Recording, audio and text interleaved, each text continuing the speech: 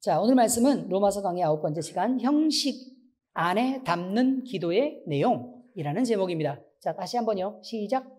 형식 안에 담는 기도의 내용.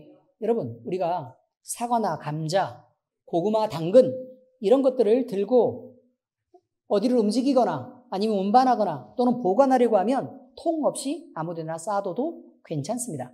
맞죠? 온도나 습도만 맞으면 그대로 오랫동안 잘 보관이 되기도 하고 들고 다니기에도 그다지 불편함은 없습니다. 그런데 우유나 포도주, 효소, 이런 것들은 반드시 뭐가 있어야 돼요? 통이 있어야만, 담는 통이 있어야 그 통에 담기도 하고 또 보관하기도 하고 운반할 수도 있습니다.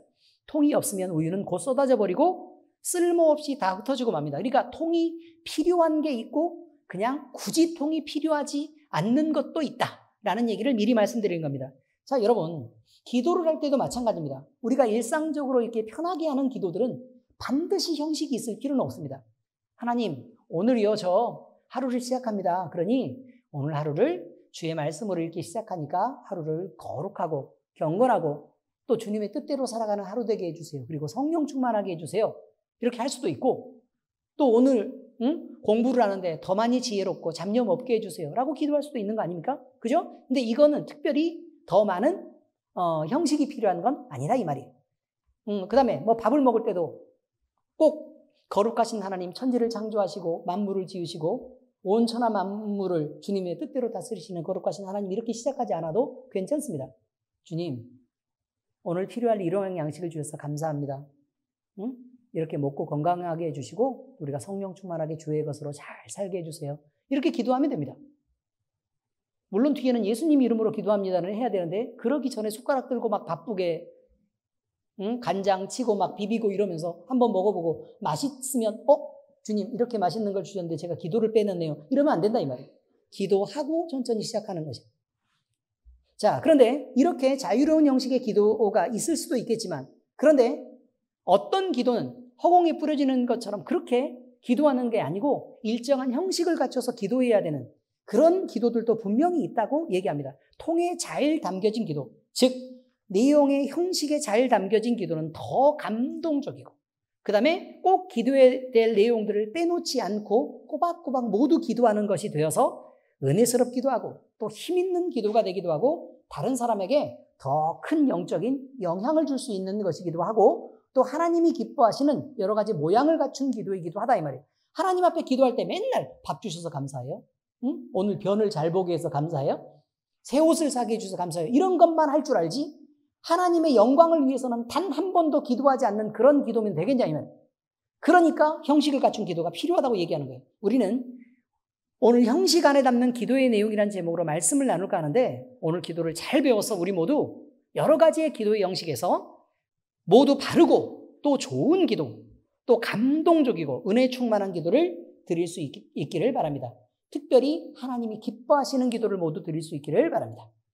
자, 이제 성경 말씀의 내용을 설명하겠습니다. 여러분, 기도의 형식이라는 게 있습니다. 형식은 내용을 담는 틀입니다. 남포교회 우리 박영선 목사님한테 가서 설교를 한번 들어봤더니 텍스트와 컨텍스트에 대해서 어마무시하게 몇 날 며칠을 그렇게 강의를 하시더라고요. 그런데도 우리는 영어가 약하기 때문에 그거를 정확하게 이해하지를 못하고 있었습니다. 근데 계속 텍스트와 컨텍스트 해놓고 나서 철학과 무슨 관념과 역사와 이런 얘기를 하니까 못했죠. 여기서 말하는 텍스트는요, 말에 대한 기본 구조를 의미하는 거고, 그러니까 단어를 의미하는 거고, 컨텍스트는요, 그 안에 담긴 의미를 얘기하는 것입니다. 쉽죠, 이제? 이렇게 설명하면 될 걸 갖다가. 예? 참고로 여러분, 제가 박영선 목사님 얼마나 사랑하고 존경하는지 아시죠?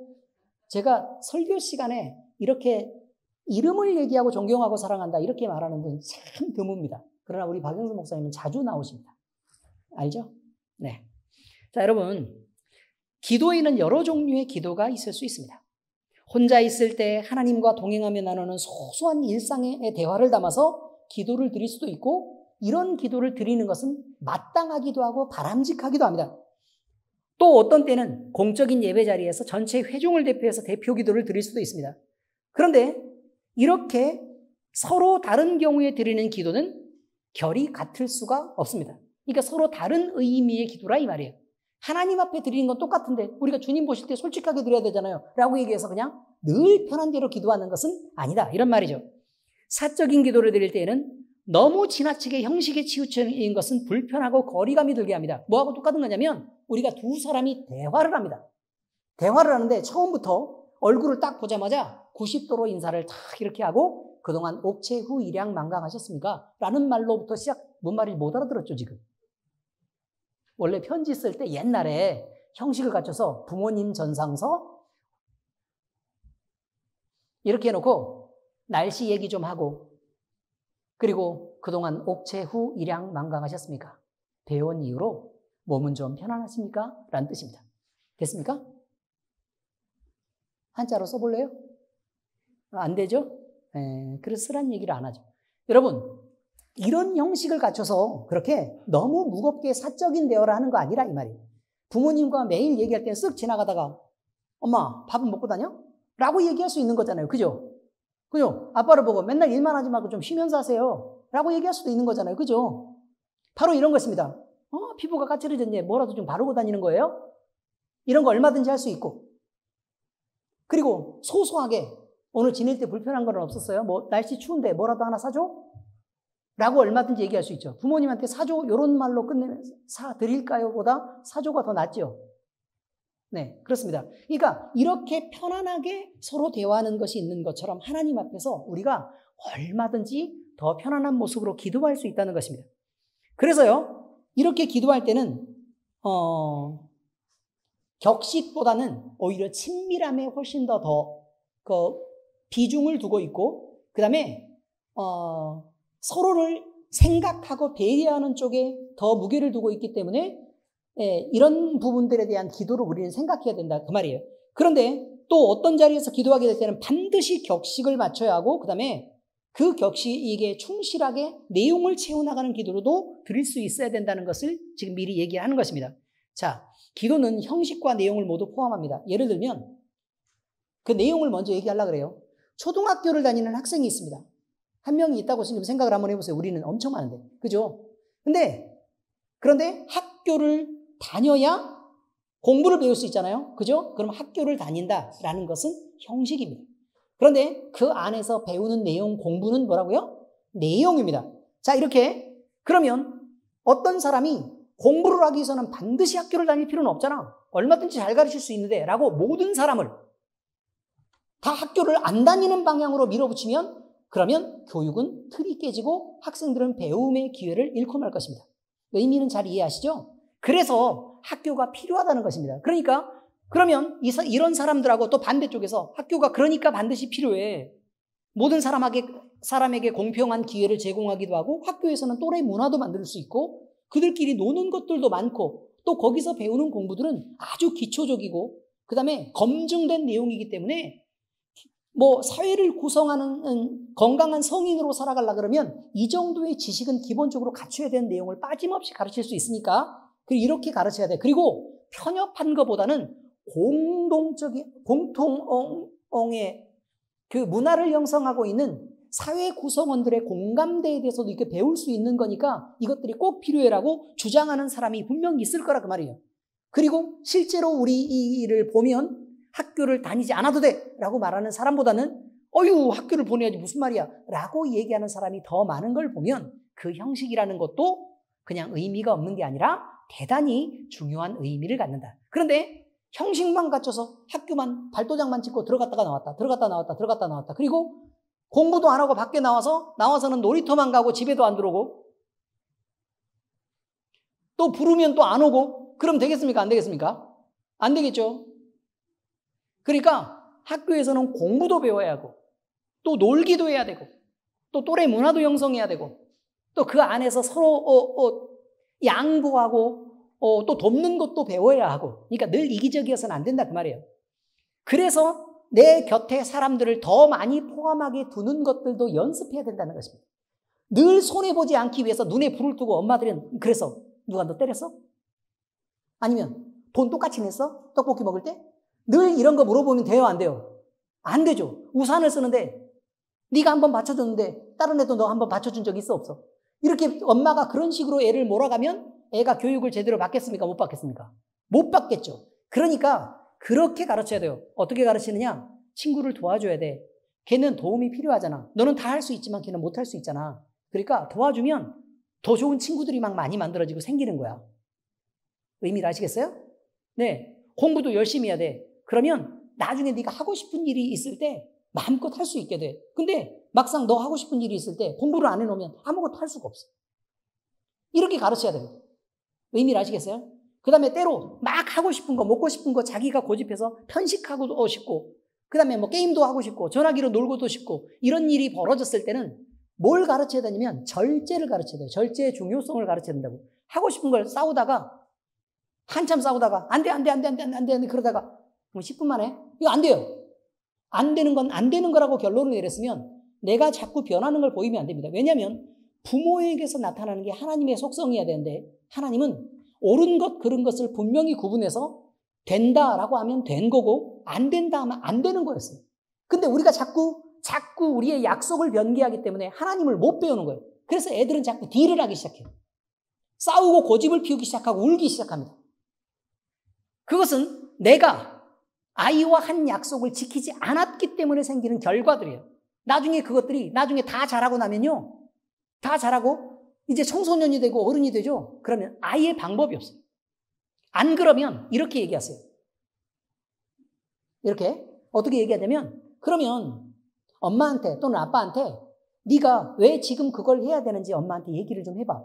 그러면 만약에 엄마 생각보다 네 생각이 더 오르면 엄마가 그 얘기를 듣고 그렇게 할게. 이해되셨어요? 근데 이야기를 듣고 나를 설득하지 못했어. 그러면 엄마 생각을 보니까 엄마 생각으로 아이를 설득해서 이렇게 얘기를 해야 돼. 함께. 이해가 되셨죠? 그래서 이 결과가 어떻게 될 것이라는 것도 함께 얘기를 하는 것들이 필요하다 이런 말입니다. 그러므로 교육에 있어서도요. 교육에 있어서 그 내용을 어떻게 채워가느냐가 중요하다 이 말이에요. 기도도 마찬가지예요. 기도도 우리가 기도의 형식이 있는데 그 기도를 맨날 하는 똑같은 형식으로만 이렇게 하지 그 내용에 대해서 고민하지 않으면 그리고 늘 기도 딱 막상 들이닥쳤을 때만 그냥 늘 하는 기도를 하기 때문에 맨날 같은 기도만 할 수밖에 없다면 그것은 성장하지 않는 학생하고 똑같은 거예요. 애한테만 뭐라고 할 게 아니라 학교에서 공부 안 하는 애한테만 뭐라고 할 게 아니라 기도를 고민하지 않는 우리한테도 뭐라고 해야 된다 그 말이에요. 우리 자신에 대해서 그것들을 생각해야 돼요. 우리는 이런 것들을 고민해야 돼요.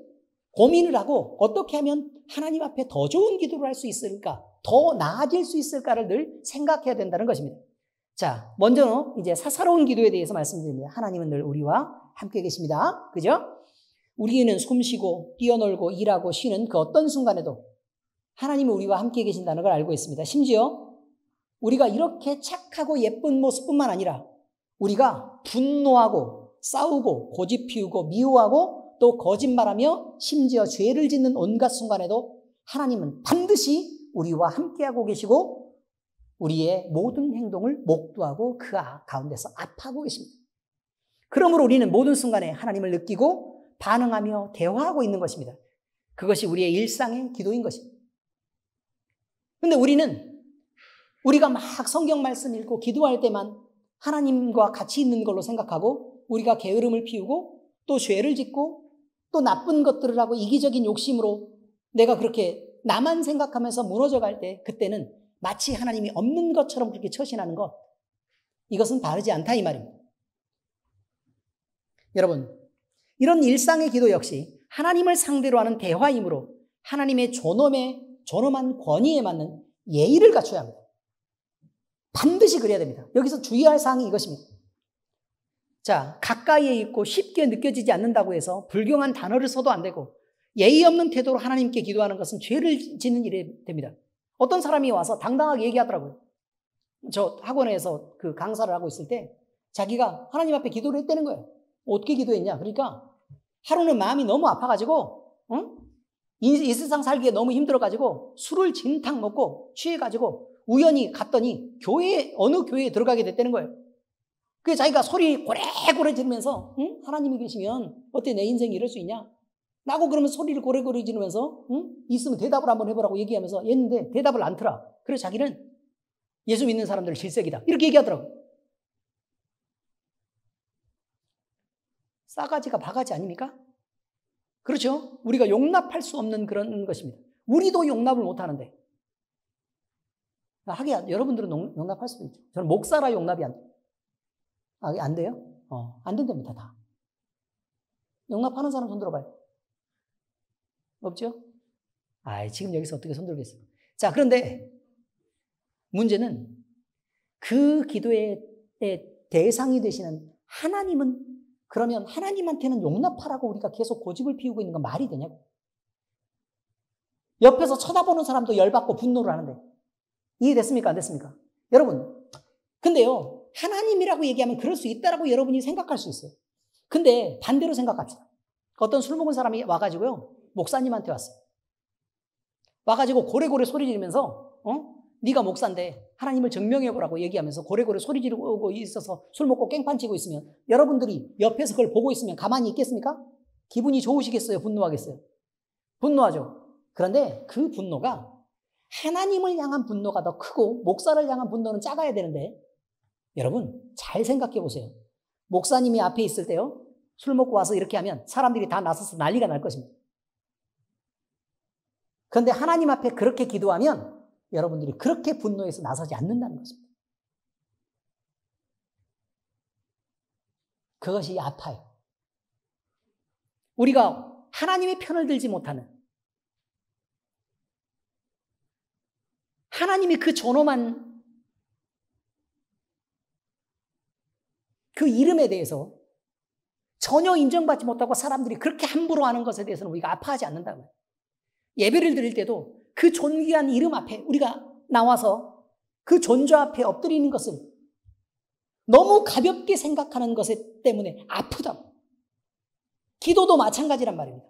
아무리 일상적으로 쉬운 기도를 드려도 우리가 우리를 사랑하시는 하나님에 대해서, 나 같은 자를 구원해 주신 하나님에 대해서, 또 우리의 모든 것들을 채워가시는 그 고마운 하나님에 대해서, 그리고 우리를 이대로 내버려 두지 않고 우리를 자녀 삼으시고 그의 거룩함에 이르게 끌고 가시는 그 하나님에 대해서 조금은 더 귀하게 여기자라는 부분이 있는 것입니다. 그래서 일상의 모든 기도들이 거기서 출발해야 된다고 지금 얘기하는 것입니다. 여러분, 이제 자기 감정에 빠져서 하나님에 대한 경외심을 잃고 기도하는 것, 우리가 두려워해야 될 일입니다. 하나님만 혼자 있는 것 같은데 그 옆에 천군천사도 있고요. 막 아시죠? 막 칼 들고 서 있는 거. 조심들 하시란 말이에요. 하나님께 친밀하게 나아가되 그의 거룩한 존전에 엎드려 진실한 기도를 드리는 것이 사사로운 기도의 형식이다. 그게 유일하게 요구하는 형식이라 그 말이에요. 에티켓을 갖추란 말이에요. 이해되셨죠? 에티켓을 갖추라 이 말이에요. 그게 유일한 가까운 기도의 형식이 됩니다. 참고로 우리가 방언의 은사로 기도할 때는요, 매우 사적인 공간에서 기도하기를 권하고 있습니다. 자, 이것은요, 기도하는 본인의 영혼에 매우 유익한 것이 맞습니다. 근데 그럼에도 불구하고 이 기도의 내용이 밖으로 들렸을 때 다른 사람도 듣고 교회의 유익을 얻느냐 아니면 그런 것이 아니냐라는 것으로 사적인 자리에서 기도할 것이냐 아니면 공적인 자리에서 기도할 것이냐라는 것이 나눠집니다. 공적인 기도는 내가 말해서 다른 사람이 들을 수 있는 위치에서 하는 모든 기도는 사적인 기도의 범위에서 벗어납니다. 공적인 기도에 해당됩니다. 예를 들어서 내가 기도를 하는데 조용히 기도를 하는 거 아니고 소리내서 기도를 하고 있는데 옆 사람들이 듣고 있는 상태에서 소리내서 기도하고 있어요. 나는 아무리 솔직하게 기도를 하고 싶어도 옆 사람이 듣는 데서 덕을 세울 수 있도록, 교회의 덕을 세울 수 있도록 해야 된다 이 말이에요. 만약에 아주 사적인 기도를 하면 한나가 성전을 찾아서 그냥 울부짖는 것처럼 그렇게 혼자 기도하는 것이 맞다 이런 말입니다. 의미를 이해하셨죠? 자, 남들이 듣는 기도를 뭐라고 얘기한다고요? 공적 기도. 남들이 들을 수 있는 기도. 공적인 자리에서만 하는 기도를 공적 기도라고 얘기하는 게 아니고 남들이 들을 수 있는 기도를 공적 기도. 남들이 들을 수 없는 기도, 나 혼자만 기도하는 것을 뭐라고 얘기해요? 사적 기도라고 얘기한다 이 말입니다. 자, 공적 기도는 기준이 뭐예요? 교회의 유익입니다. 자, 이제 공적 기도에 대한 말씀드립니다. 이것은 다른 사람이 함께 듣고 교회의 이름으로 함께 드리는 기도를 의미합니다. 왜냐하면 내가 기도하죠. 그럼 옆 사람이 그냥 지나가는 것 같아도 듣고 함께 기도하는 것입니다. 자, 이 기도는 매 순간 드리며 반복되는 기도가 아니라 어느 예배 중에 또는 어느 순간에 또는 어느 기도회에서 예외적으로 드리는 기도입니다. 그러니까 한 번 기도하면 지나가고 한 번 기도하면 지나가고죠. 자, 이런 기도는 적어도 몇 가지를 구분해야 하고 또 몇 가지 요소를 또 갖출 필요가 있습니다. 그 첫 번째는 호칭입니다. 자, 이 기도는 내가 드리는 게 아닙니다. 그러니까 예를 들어 교회에 와가지고 기도를 할 때도 교회를 와서 기도를 할 때도 그럼 교회에 와서 기도를 하고 싶은 이유가 있잖아요. 나 혼자 기도할 거면 집에서 해도 되잖아요. 근데 왜 교회에 와서 기도를 하세요? 교회는 하나님의 교회니까죠. 그럼 내가 나 개인으로 드리는 기도가 아니라 하나님의 교회 중 지체 중 하나로 드리는 기도라 이 말이에요. 의미를 이해하셨어요? 나 한 사람의 기도가 아니라 교회의 지체, 그게 일부 중 하나로 드리는 기도라 이 말이에요. 그러니까 그 첫 번째는 호칭을 바로 써야 되는데 나라는 단어를 사용하지 않는 것입니다. 나라는 단어 대신 반드시 내가 포함된 우리라는 단어를 쓰는 것입니다. 여기서 반드시 주의해야 됩니다. 제가 어떻겠습니다. 제가 어떻겠습니다. 제가 어떻겠습니다. 이게 아니고요. 우리가 어떻고 우리가 어떻습니다. 라고 얘기해서 우리의 문제를 놓고 기도하고 또 우리가 어떻게 될 것을 위해서 기도하는 것입니다. 이것은 한 사람으로서 내가 아니라 둘, 셋이 내 이름으로 모인 곳에는 내가 그들 중에 있느니라 라고 말씀하신 그 말씀을 붙잡아서 하나님 앞에 나아가는 교회의 의미로 드리는 교회의 이름으로 예수님이 머리가 되시는 교회의 이름으로 드리는 기도다. 그러므로 호칭 역시 대단히 중요하다는 것을 우리는 잊지 말아야 된다는 것입니다. 마태복음 18장 18절에서 20절까지 함께 읽겠습니다. 시작. 진실로 너희에게 이르노니 무엇이든지 너희가 땅에서 매면 하늘에서도 매일 것이요 무엇이든지 땅에서 풀면 하늘에서도 풀리리라. 진실로 다시 너희에게 이르노니 너희 중에 두 사람이 땅에서 합심하여 무엇이든지 구하면 하늘에 계신 내 아버지께서 그들을 위하여 이루게 하시리라. 두세 사람이 내 이름으로 모인 곳에는 나도 그들 중에 있느니라. 그러니까 한 사람이면 한 사람이어도 두 사람이면 셋이고 세 사람이면 넷이란 말이죠. 의미를 이해하셨죠? 그래서 우리 중에 계신 하나님에 대해서 우리 주님, 예수님에 대해서 우리는 늘 인식하고 있어야 된다는 것입니다. 그래서 혼자 있으면 약하지만 교회의 이름으로 모이면 능력 있고 강한 것입니다. 우리는 기도도 이렇게 해서 응답되는 힘이 크다는 걸 알아야 됩니다. 그러니까 땅에서 매면 하늘에서 매는 역사가 일어나고 땅에서 풀면 하늘에서도 풀리는 역사가 일어나는 것이 바로 기도라는 뜻입니다. 기도하면 너희가 아래쪽에서 기도하면 하늘에서도 듣고 내가 그 땅을 고치겠다. 자, 둘째는 기도의 내용입니다. 내용. 다른 사람이 듣도록 함께 기도하는 사람은 공과 사를 구분해서 이제 기도해야 됩니다. 아주 개인적인 간증은 모든 사람이 함께 드리는 공적 예배 기도에 적합하지 않습니다. 하나님, 나는 어떤 경험이 있었고요. 저에게 뭘 이렇게 해주셔서 감사하고요. 이런 얘기는 혼자 있을 때 하는 것입니다. 의미를 이해하셨죠? 우리 교회, 근데 개인적인 간증이라도 하나님이 역사하시는 그 간증들에 대해서는 훨씬 더 우리 교회에게, 특히 나를 통해서 이러이런 일들을 하게 해주셔서 하나님 앞에 영광을 올려드립니다. 라는 기도가 있을 수 있어요. 근데 이 기도는 반드시 무엇으로 증명돼야 되는 거냐면 성경 말씀으로 증명되는 것입니다. 성경 말씀으로 증명되는 것.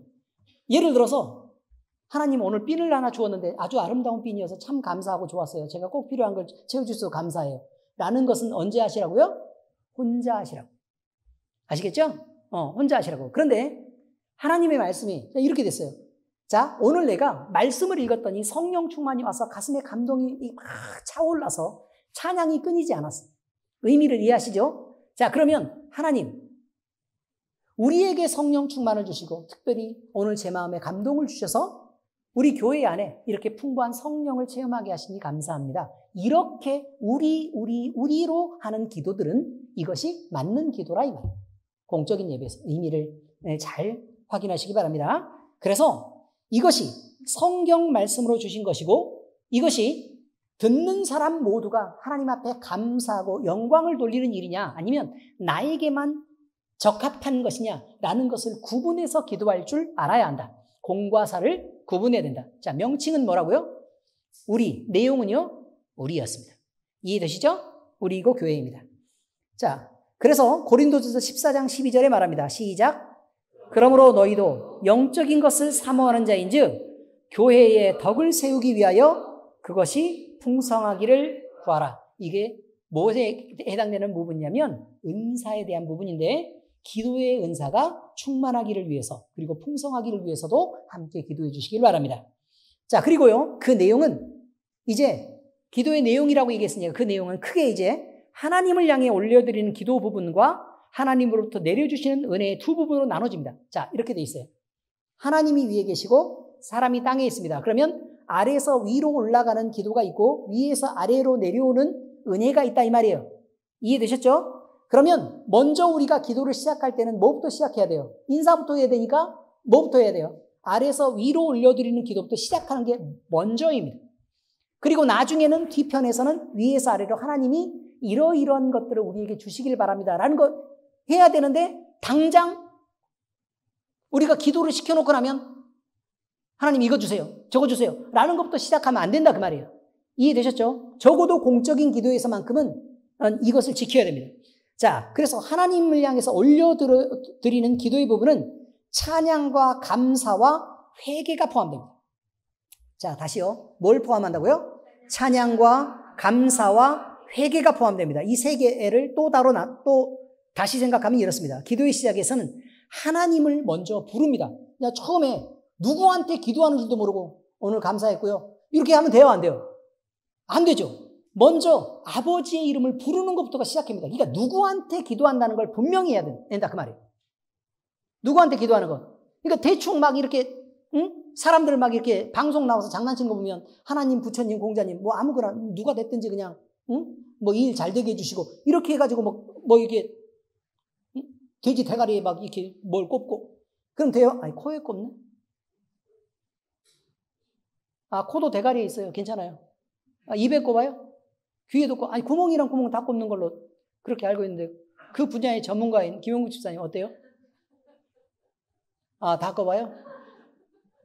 그렇대요. 그렇답니다. 많은 고사를 지내봤기 때문에 그 정도는 뭐 아무튼 그렇습니다. 그런데 이렇게 하나님을 불러야 됩니다. 이게 제일 중요한 것입니다. 누구에게 기도할 것이냐. 됐죠? 하나님을 불러야 됩니다. 두 번째는요. 하나님의 영광을 찬양하는 것입니다. 그리고 하나님이 섭리하시는 질서와 권세를 찬양합니다. 또 하나님이 교회에 베푸신 은혜를 찬양하는 부분이 있어야 됩니다. 바로 여기까지가 하나님을 찬양하는 것입니다. 그러니까 천지를 창조하신 하나님 감사합니다. 전지전능하신 하나님 감사합니다. 주의 섭리로 이 세상을 다스리심을 감사합니다. 이 계절이 이렇게 흘러가게 하심을 감사합니다. 우리로 이 좋은 세상을 누리게 하심을 감사합니다. 이런 것들은 모두 다 바로 여기에 해당되는 거라 이 말이에요. 이해가 잘 되셨죠? 그리고 그 다음에 나오는 건 예수 그리스도를 통한 그래서 그렇게 우리에게 베푸신 체휼과 사랑과 헌신과 대속의 은혜를 감사하는 것입니다. 이 단어 하나가 다 중요합니다. 체휼이란 우리가 당하는 고통을 주님이 먼저 당해 주셨으니 우리가 이 고통스러움을 주님 앞에 말할 수 있어서 감사합니다. 그리고 이 고통을 주님이 맡아주시겠다고 하니 감사합니다. 바로 이것이 체휼이랍니다.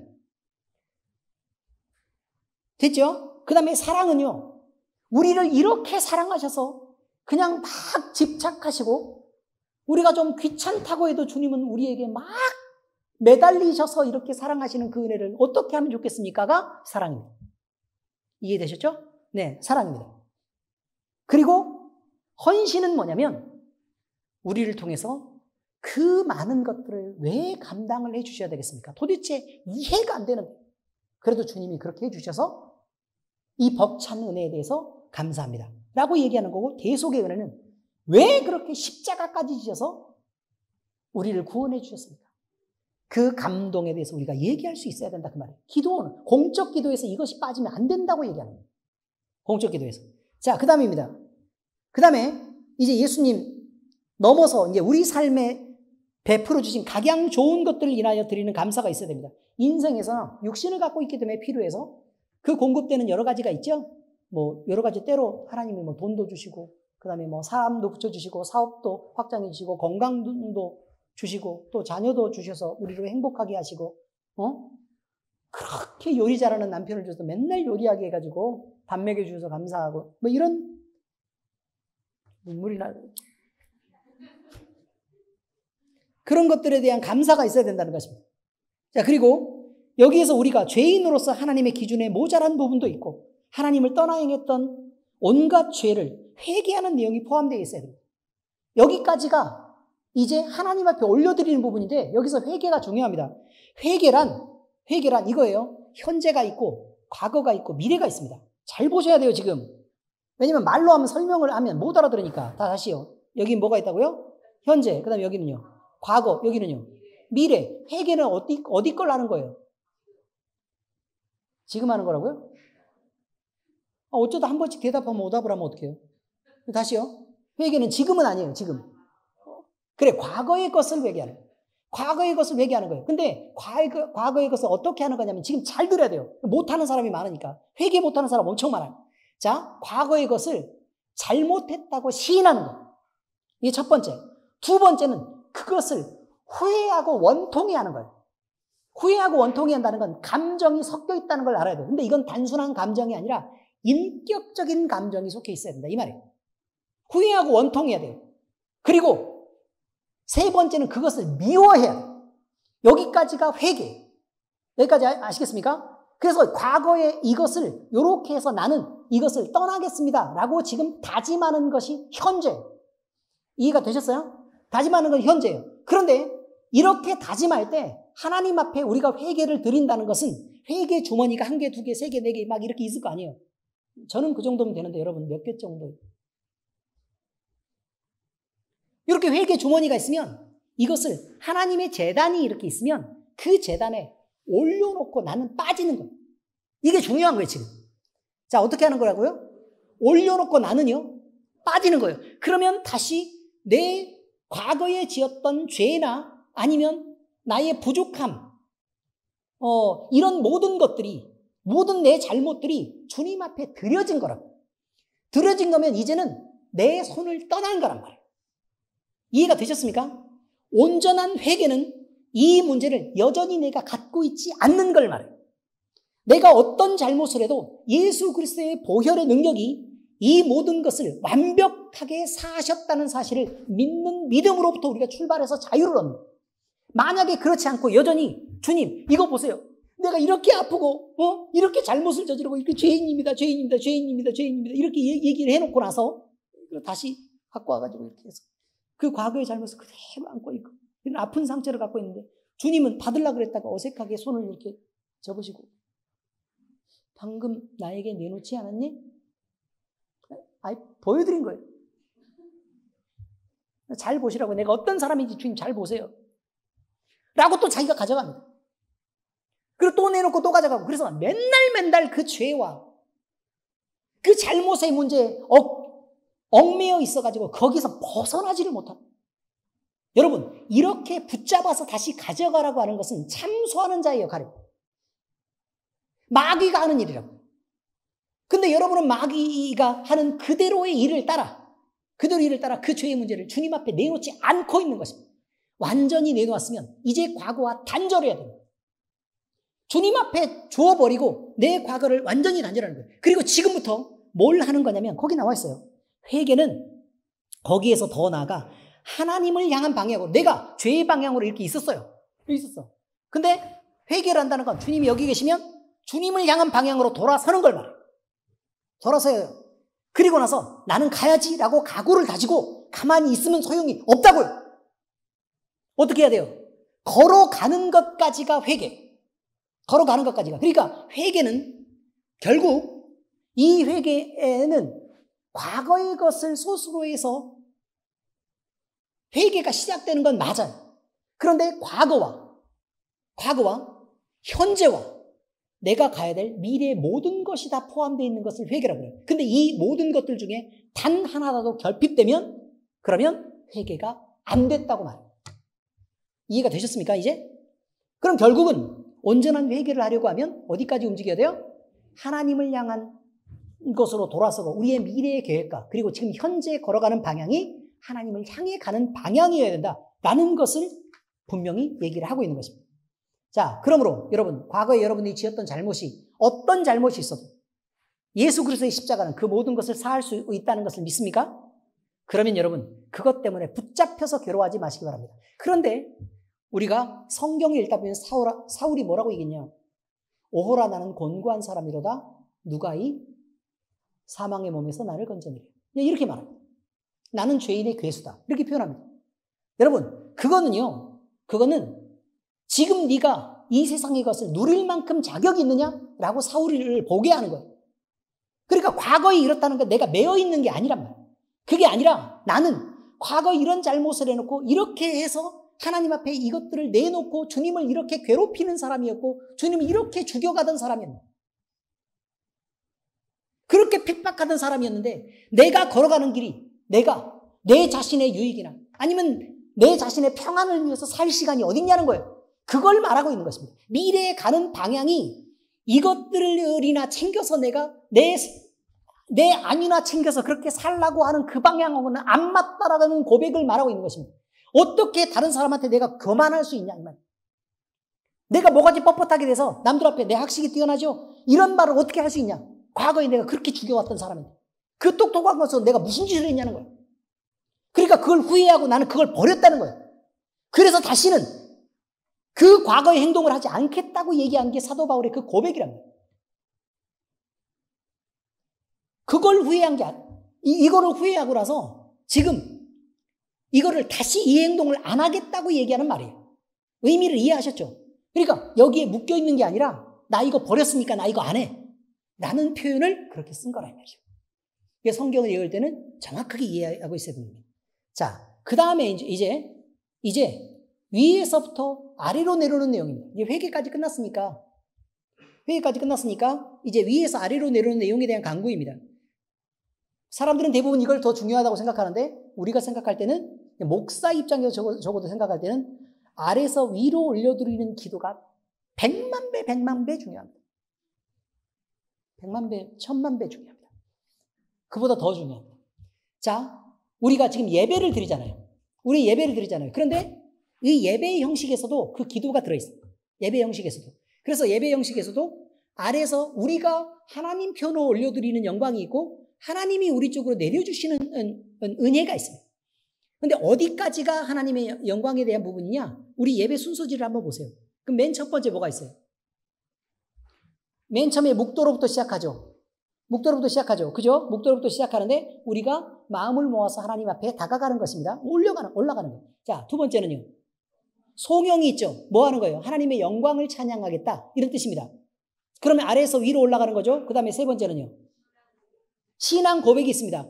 우리가 하나님 이렇게 믿고 있습니다라고 고백하고 하나님 앞에 올려드리는 것입니다. 그죠? 그 다음에는요. 교동문이 있죠. 그래서 하나님의 말씀을 우리가 묵상하면서 우리가 주 앞에서 이렇게 하나입니다라고 고백하는 것입니다. 교동문도. 이해되셨어요? 자, 그 다음에 찬송이 있어요. 그건 당연히 위로 올려드리는 거예요. 그 다음에 자, 기도도 위로 올려드리는 건 줄 알고. 그 다음에요. 성경 봉독. 이 말씀 나눌 것을 성경 말씀을 이제 받는 거고, 그 다음에 봉헌이 있죠. 자, 여기까지가 바로 뭐냐면 여기까지의 순서가 아래에서 위로 올려드리는 순서예요. 그럼 예배에서요, 제일 중요한 순서가 어디냐? 제가 볼 때는 예배 전입니다. 예배 전에 하나님을, 그러니까 땡 치기 전에 하나님 앞에 내가 마음을 모으고 정결하게 해서 하나님 앞에 나아오는 것이 가장 중요합니다. 그리고 나서 이렇게 하나님의 백성이 하나님의 준비된 상태에서 하나님 앞에 예배를 올려드려야 되는 거고, 그러니까 이 시간이 너무너무 중요하죠. 그럼 하나님이 자기 백성을 지키고 보호하신다, 예배하는 백성을 지키신다는 설교 잘 듣는 것을 얘기하는 게 아닙니다. 예배하는 백성을 보호하신다는 어디를 말하는 거예요? 봉헌, 그러니까 광고 시간 이전 순서를 얘기하는 거예요. 정확하게 잘 들으셔야 돼요. 광고 시간 이전 순서를 얘기하는 거예요. 그걸 못 지키면 문제가 생기는 거라 그 말이에요. 그러니까 예배 시간에 늦지 말아야 될 이유가 뭐라고요? 그 앞쪽에 중요한 순서들을 지키기 위해서 그렇다. 자, 그리고 나서 광고로 끊어요. 그죠? 그리고 나서 뭐를 해요, 이제? 설교 말씀을 듣는 거죠. 설교 말씀은 이제 위에서부터 아래로 내려주시는 은혜예요. 설교 말씀부터. 자, 대충 이해가 잘 되셨죠? 그래서 시간은 되게 길기는 해요. 그렇지만 설교가 중요한 게 아니다. 우리는 하나님 앞에 나아가고 하나님을 경배하는 것이 중요하다. 목사님 설교는 그냥 아무렇게 해도 돼요. 그러면 안 돼요. 바르게 해야 돼요. 근데 사람들이 그렇게 중요하게 생각하는 것만큼 그게 그렇게까지 중요한 건 아니라고. 우리가 성경을 읽고 깨닫는 것도 중요하고 또 찬양을 부르면서 우리에게 오는 감동들도 중요한 거예요. 목사님 설교로부터 듣는 것도 중요하고 이건 동일한 거예요. 그 똑같은 거예요. 하나님이 내 마음 통해서 가르치는 거예요. 이해가 되셨어요? 그런데 하도 성경을 잘못 설명하는 사람들이 많다 보니 자기 마음대로 설명하는 목사들이 많다 보니 이런 것들이 더 중요해진 거예요. 그냥. 그 다음에 목사가 너무 중요하게 사실 대두대도 안 되죠. 왜냐하면 예배는요. 가장 중요한 게 목사가 아니고 누구예요? 하나님이죠. 그리고 두 번째로 중요한 건요. 여러분 자신이죠. 예배에서 가장 중요한 건 하나님과 여러분 사이의 일이에요. 목사는 중간에 끼어 있는 거예요. 그냥. 이해하셨습니까? 목사는 도와드리는 거. 그래서 여기서 목사가 주인공이 돼서는 안 돼요. 어떤 예배라도 하나님이 첫 번째 주인공이고 그리고 그 주인공이 만나야 될 대상은 여러분 자신이라는 거예요. 이 승숙을 만난다. 이 은교를 만난다. 전봉순을 만난다. 네? 서동호를 만난다. 이게 중요한 거라고. 아무튼 이렇게 우리는 하나님 앞에 올려드리는 순서와 내려드리는 순서가 있다는 걸 알아야 돼요. 자, 이제 내려드리는 순서의 기도입니다. 간구에 대한 기도입니다. 자, 뭘 먼저 간구해야 될 거냐? 성령 주시기를 구해야 돼요. 그 제일 중요한 게 뭐예요? 지금 성경 말씀 다 읽어봐요. 그러면 신약과 구약을 구분하는 기준이 뭐예요? 예수 그리스도죠. 그럼 예수 그리스도가 계셨을 때 성도들은 아직 예수 그리스도가 오셨는데도 불구하고 죽기 전까지는 어디에 속한 사람이었냐면 율법에 속한 사람이었어요. 그러니까 다시 말하면 예수 그리스도 이전은 율법에 속한 사람이에요. 여기는 지금 자유의 법에 속한 사람. 자유의 법에 속한 사람이라고. 그럼 예수 그리스도 이전의 얘기는 뭐에 대한 거냐면 이 사람들의 예배하는 신분이 다르단 말이에요. 신분이 누구냐면 종이에요. 종이라고. 자, 근데 약속의 자녀들은 이쪽으로 넘어와 버리면 뭐예요, 이제? 자유자예요. 자유자이면서 뭐냐면, 그런데 이건 묶여있는 사람들이고 자유자죠. 그죠? 여기는 노예예요, 노예. 한마디로. 근데 여기는 뭐예요, 지금? 그리고 자녀죠. 하나님의 자녀죠. 그래서 이걸 뭐라고 얘기하냐면, 구원받았고, 우리가 신약에서 믿음으로 우리가 하나님의 자녀가 된 것을, 이렇게 신분이 갑자기 높아져 버렸네요. 그죠? 그래서 승귀 신분이라는 표현을 써요. 올라갔다고요. 귀하게 올라갔다고. 승귀 신분. 우리는 이쪽하고 달라요. 그러니까 여기 종의 자녀들 중에서는 가장 높은 사람이 누구냐? 이거죠. 예수님 이전에 온 사람들 중에서 가장 높은 사람이 누구예요? 이 자유를 본 사람이죠. 이 자유를 선포한 사람이죠. 이 구원을 선포한 사람이죠. 그래서 세례 요한이. 어느 누구도 직접 눈으로 못 봤잖아. 그렇지 않습니까? 선지자들 중에 본 사람이 누가 있어? 딱 본 사람은 누구예요? 세례 요한. 그러니 그보다 더한 사람이 있을 수가 있어요? 바로 이런 거예요. 근데 우리는 봐요. 근데 세례 요한은 예수님 돌아가시기 전에, 계속하시기 전에 죽었어요. 목 잘려서. 아팠겠다. 그렇지 않습니까? 그렇게 죽었다고요. 그러면 그가 죽었을 때하고, 그럼 우리는 만약에 죽어도 뭘로 죽어요? 하나님 앞에 갈 때 종의 신분으로 가는 것과 자유자의 신분으로, 자녀의 신분으로 가는 건 다르단 말이에요. 그러니까 구약시대에 말하는 그 많은 사람들이 사실은 엄청 영광스럽게 많이 죽었지만 다윗왕도 있고 솔로몬도 있고 하나도 부러워할 거 없어요. 다 종이잖아. 우리는요. 자녀죠. 뿐만 아니라 여기서 이렇게 되게 된 건 예수 그리스도의 십자가 때문인데 예수님이 죽으시고 부활 승천하신 후에 우리에게 뭘 보내셨어요? 성령이죠. 그러니까 여기는 밖에서 성전을 바라보고 예배드리는 사람. 밖에서 성전을 바라보고, 이게 성전을 바라리이다, 성전을 바라리이다. 내가 성전을 향해 손을 들고 그곳을 향해 내가 기도를 하고 계속 이런 얘기를 하잖아. 그런데 우리는요, 아니에요. 성령이 우리 안에 오셔서 우리가 성전이 됐다고. 그러면 하나님을 겉에서 모시는 종하고 하나님을 안에서 모시고 있는 자녀하고 어떻게 똑같냐 그 말. 어마어마한 일이에요 지금 이게. 근데 이걸 모른단 말이야. 이걸.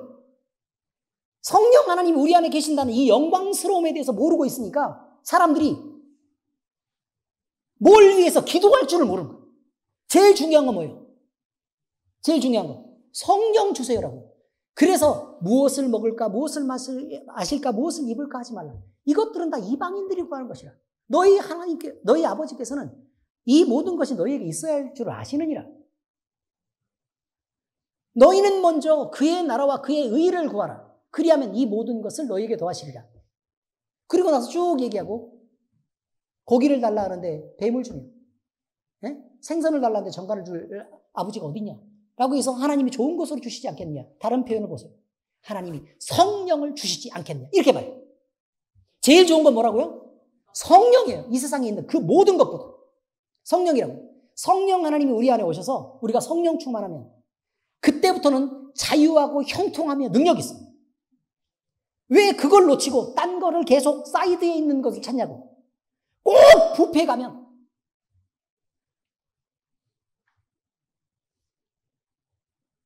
어디 횟집 가도 쓰기다시만 그냥 죽어서 막 이렇게 앞에 나온 거 뭐 부침개 먹고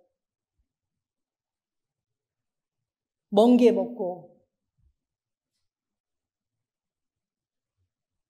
알죠?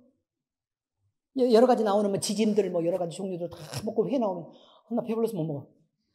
이런 사람이 있단 말이에요. 그 수준이 딱 그런 계열이죠.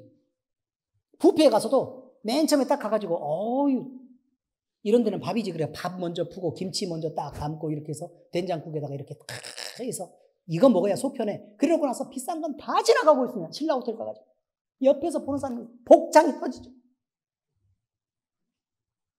그리고 나서 또 잘 먹었다고 또 메인은 못 먹고 나서 또 디저트만 또 주셔서 수준이에요, 수준. 아시겠어요? 우리가 무엇을 기도하느냐에 따른 수준이 있는 거라고. 뭘 기도한다고요? 성령 주시기를 위해서 기도하고 성령 충만을 위해 간구해야 돼요. 이것이 가장 중요한 것입니다. 뿐만 아니라요. 그걸로는 아니죠. 하나님이 뭐라고 기도하라 그랬어요? 오늘 일용할 것들을 채우시라고 기도하라 그랬잖아요. 그러니까 일용할 것을 위해서 기도해요. 하나님이 다 아시지만. 그러니까 그때 기도는 맨 처음에 이런 멘트가 달리죠. 뭐 주님이 뭐 다 아시고 계시겠지만 이런 게 사실 필요하기는 합니다. 이 정도로 넘어가면 끝이에요. 그걸 달라고 맨날 새벽 기도 나가가지고 울부짖고 바닥에 앉아가지고 눈물이 콧물 들면서 더럽게 막 그렇게 기도할 일이 아니라 이 말. 아신다니까요. 안다고 성경에 써놨잖아. 내가 알아. 근데 가서 또 얘기하고 내가 알아. 안다고. 가서 또 얘기하고 알아. 내가 안다고. 그럼 또 가서 또 얘기하고 내일 또 찾아올 테니까 그런 줄 알았어. 그리고 또 제발 수준 떨어지게 그러지 좀 말자 이 말이죠. 기도는 그렇게 하는 게 아니에요. 그 다음에 또 각자의 사정에 따라 또 간구할 내용을 여러 가지 포함할 수 있죠. 여러 가지 내가 직접 만난 여러 가지 문제들이 있으니까 그 내용도 간구하면 됩니다. 근데 여기서는요, 나뿐만 아니라 내 기도 속에 포함되어야 될 다른 사람, 다시 말해서 기도를 하다 보면 생각나는 사람이 있고 내 속에 하나님이 기도하라고 던지는 사람들이 있어요. 그 사람들을 위해서는 반드시 기도로 중보해야 돼요. 이해하셨죠? 예. 그러고 또 포함되어 있다는 것을 알아야 돼요. 내 기도 속에는 나만의 기도가 아니고 교회로서의 나가 있기 때문에 그래서 내 기도 속에 다른 사람의 문제를 포함시켜서 기도에 저번 시간 얘기했던 것처럼 그 기도의 분량을 채워가신다는 거예요. 근데 내가 기도를 안 했어. 그럼 그 사람의 해결하는 문제가 길어지겠죠. 왜요? 안 찼으니까요. 그리고 나서 그 책임을 누구한테 묻겠어요? 나에게 묻겠죠. 왜? 네가 기도 안 했으니까. 그래서 우리는 기도의 분량을 채울 때 다른 사람의 기도의 분량, 문제의 분량도 나에게 던져줬다면 그 기도의 분량이 채워져야 된다는 걸 잊지 마시라 그 말이에요. 자, 그 다음에 또 있습니다. 우리 교회를 위한 기도도 드릴 수 있어야 돼요. 그죠? 그 다음에 이 기도를 다 한 후에 기도를 들으시는 하나님께 감사하는 기도를 드리고 예수 그리스도의 이름으로 기도합니다로 마치면 되는 것입니다. 별의별 거 다 가르쳐 주죠. 이런 내용이 포함되어 있어야 돼요. 자, 그런데 여러분 생각을 한번 해봐요. 지금까지 얘기한 기도의 공적 기도의 형식이 있고 이런 내용을 포함합니다를 쭉 여러분들이 써놓고 나서 그 기도의 내용만 채워서 기도해봐요. 겁나 길어요. 아시겠어요? 엄청 길다고. 그러니까 이거를 나 기도를 뭔 기도를 해야 될지 모르겠어요. 이 기도하는 거예요. 이 기도. 공적 기도에서. 그런데 남들하고 똑같은 기도하지 마세요. 반드시 내가 느끼는 감정과 감동으로 하나님 앞에 기도할 수 있어야 되는데 내 이름이 아니고 우리의 이름이라는 걸 꼭 기억해요. 우리의 이름으로. 자, 이렇게 기도를 바람직한 형식의 틀 안에 집어넣으면 기도할 내용을 빠짐없이 기도할 수 있는 장점이 있습니다. 맨날 나만 위해서 기도하다가 남을 위해서 기도할 수도 있고 교회를 위해서 기도할 수도 있고 하나님의 영광을 노래할 수도 있고 예수 그리스도의 구원의 구속의 사역을 찬양할 수도 있고 그리고 그분의 은혜를 또 느낄 수도 있습니다. 그러니 얼마나 좋냐 이 말이에요. 그러니 빼놓지 않고 이렇게 기도하는 것도 꼭 필요한 거죠. 그래서 하루에 적어도 한 번쯤은 이렇게 공적 기도를 해보는 게 필요합니다. 하루에 몇 번씩이요? 한 번 아니고 적어도 한 번이라 그랬잖아요. 하루에 몇 번이요? 적어도 한 번 꼭 그렇게 기도해 볼 필요가 있습니다. 그런데 이런 형식으로 기도할 때 형식을 지키다 보면요 맨날 껍데기에 가둬놓고 내용을 다 빼버리고 그냥 맨날 하던 거 똑같이 오늘 생각해보니까 어저께랑 감동이 똑같은데요. 내일 생각해보니까 내일과 감동이 똑같은데요. 이렇게 계속 얘기하면서 계속 평생을 33년 반을 그렇게 같은 기도를 해오는 사람들이 있다 그 말이에요. 그럼 돼요 안 돼요? 그거 잘하는 거 아니에요. 그때그때 하나님이 주시는 감동이 없다는 얘기예요. 그래서 여러분 우리는 말씀을 읽어야 합니다. 찬송을 불러야 합니다. 늘 기도해야 됩니다. 그리고 날마다 성령 하나님이 주시는 새로운 감동과 은혜가 넘쳐야 됩니다. 그래서 그것으로 기도하고 그것으로 노래하는 것, 이것을 새 노래로 찬양한다는 거 말이에요. 그것으로. 근데 여기 새 노래란 두 가지 의미가 있어요. 첫 번째, 예수 그리스도를 노래한다가 있어요. 새 노래는. 그러니까 구약의 노래가 아니고 신약의 노래로 기도합니다. 이런 의미가 있어요. 아셨죠? 새 노래는. 그 다음에 두 번째 새 노래는 뭐라고요? 날마다 변화되는 나를 통해서 하나님이 찬양을 받으신다 이거죠. 이해가 되셨죠? 네, 그런 의미 있습니다. 자, 이게 지금 첫 번째네요. 형식에 담아야 되는 기도가 있고 그 다음에 자유로운 형식을 가진 기도가 있다. 자, 두 번째는요. 어려움의 시간에 드리는 기도의 힘이라는 것입니다. 어려움의 시간에 드리는 기도의 힘. 우리는 편안한 일상을 살 때는 사실 기도가 막 그렇게 간절하게 나오지 않습니다. 그런데 여러 가지 문제로 복잡해서 내가 견딜 수 없을 만큼 힘들 때가 있을 수가 있어요. 그렇게 힘들 수가 있다고. 그러면 이렇게 힘들 때는 어떻게 해야 되죠? 하나님 앞에 간구하고 또 소원하고 하나님 앞에 매달려야 될 때가 있다는 것입니다.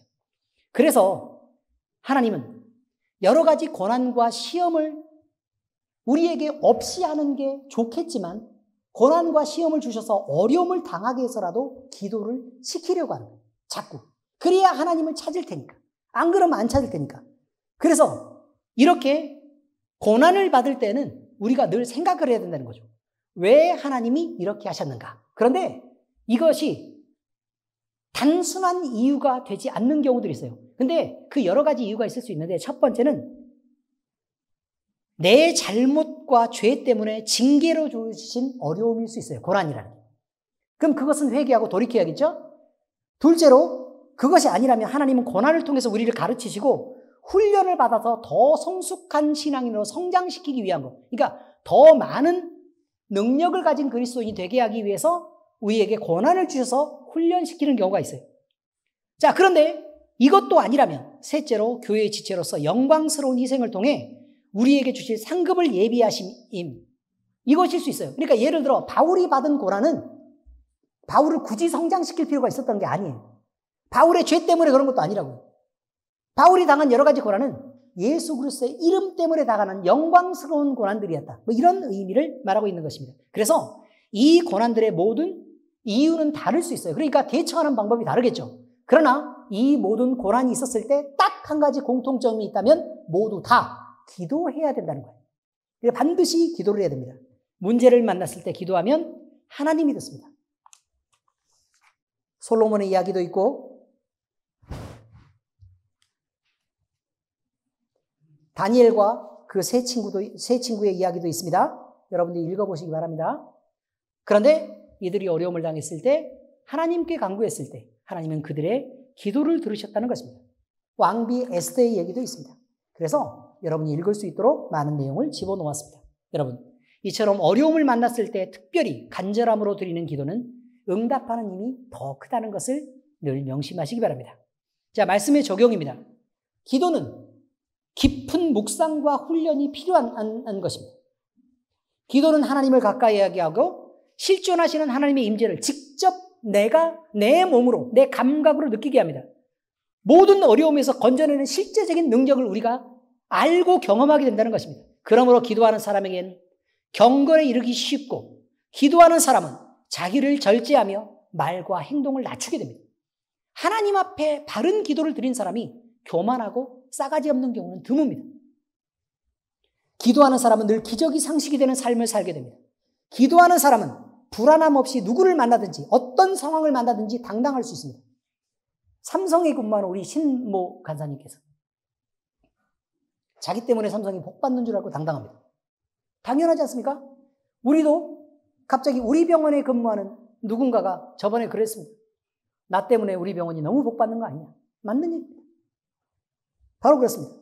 여러분이 속한 직장이나 여러분이 속한 모임이나 여러분이 속한 가정이 여러분이 바르고 여러분이 경건하고 하나님 앞에 사랑받는 여러분이기 때문에 모두 다 형통하고 복되시기를 예수 그리스도의 이름으로 축복합니다.